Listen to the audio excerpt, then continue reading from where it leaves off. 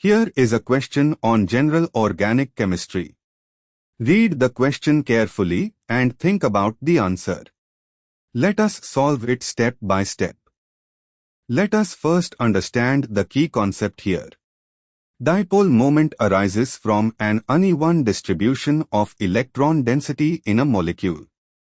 Symmetric molecules have zero or very low dipole moments, while asymmetric molecules with charge separation have higher dipole moments. Moving on to the next step.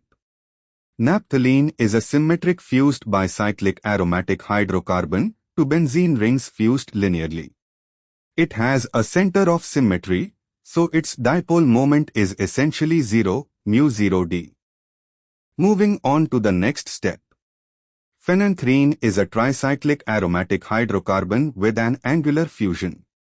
While it is slightly less symmetric than naphthalene or anthracene, it is still a pure hydrocarbon with nearly zero dipole moment, μ0d, due to the nearly symmetric distribution of the pi system. And for the final step. Anthracene is a tricyclic aromatic hydrocarbon with 3 linearly fused benzene rings.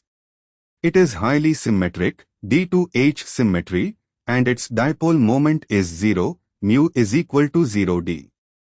Azulene is a non-benzenoid aromatic hydrocarbon composed of a fused 5-membered ring, cyclopentadenyl, and a 7-membered ring, cycloheptatrinyl, both sharing one bond.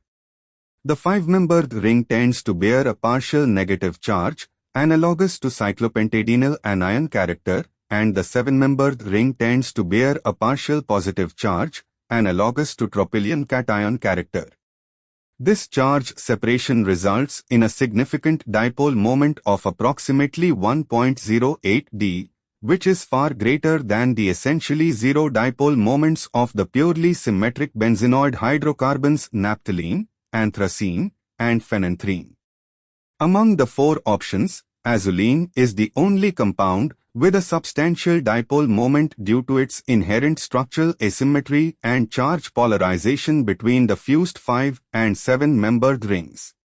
Therefore, the correct answer is D. Therefore, the correct answer is option D.